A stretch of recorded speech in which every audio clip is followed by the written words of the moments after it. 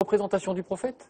Alors, voilà, quand on voit par exemple un certain nombre de commentaires qui ont été dans le reportage, et les gens parlent de Charlie Hebdo, ils évoquent l'ancienne affaire, quand Charlie Hebdo avait reproduit des dessins blasphématoires, jugés blasphématoires, publiés par un journal danois par Charlie Hebdo. C'est-à-dire qu'ils n'ont pas vu la nouvelle couverture, c'est ça que vous nous dites? Cette nouvelle couverture, à part ceux qui l'ont vue sur Internet, personne ne l'a vue. Et moi, si vous me posez la question, qu'est-ce qu'il y a de choquant dans cette une? Moi, je ne trouve rien de choquant. Mais je peux comprendre que quelqu'un qui est extrêmement, j'allais dire, religieux, puisse trouver ça choquant. Mais de là à aller interdire, soit utiliser la violence pour faire taire un caricaturiste ou un dessinateur, il y a un monde. Est-ce que des gens dans votre entourage ont trouvé ça choquant? Oui, il y a des gens qui ont trouvé ça choquant pour la simple raison que cette une a été auréolée par toutes les accusations qui ont été portées depuis quelques années contre Charlie Hebdo et tout le débat juridique, toutes les manifestations dans le monde musulman pour dénoncer ça. Mais moi, je trouve que, si vous voulez mon point de vue, je trouve que les musulmans ne doivent pas réagir comme des taureaux à qui, devant les cornes de qui on montre un chiffon rouge, et dès qu'il y a le chiffon rouge qu'on montre, tout le monde fonce. Il doit y avoir des réponses. Pascal Boniface, tout à l'heure, on a cité quelques-uns, des réponses. Moi, ma meilleure réponse, c'est de les ignorer. À partir du moment où on ne les regarde pas, si on est choqué par ces dessins, à partir du moment où on ne les regarde pas, ils n'existent pas.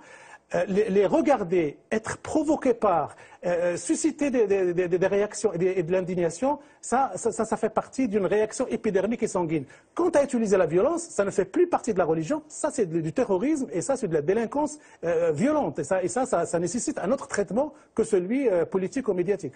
On va retourner au Caire, revoir Alaa Aswany. Est-ce que vous avez vu, Alaa Aswany, la une de Charlie Hebdo? Est-ce que vous l'avez reçue au Caire? Oui, mais j'ai pas vu, mais c'était pas publié au Caire quand même. C'était pas distribué au Caire, mais j'ai vu les caricatures. Et vous en avez pensé quoi? Si vous voulez ça, pour moi, personnellement, les Égyptiens, moi je dirais, la plupart des Égyptiens, ils sont contre la violence, contre cette barbarie qui s'est passée, surtout avec les Juifs et les journalistes. Et aussi, la plupart des Égyptiens sont aussi contre les caricatures.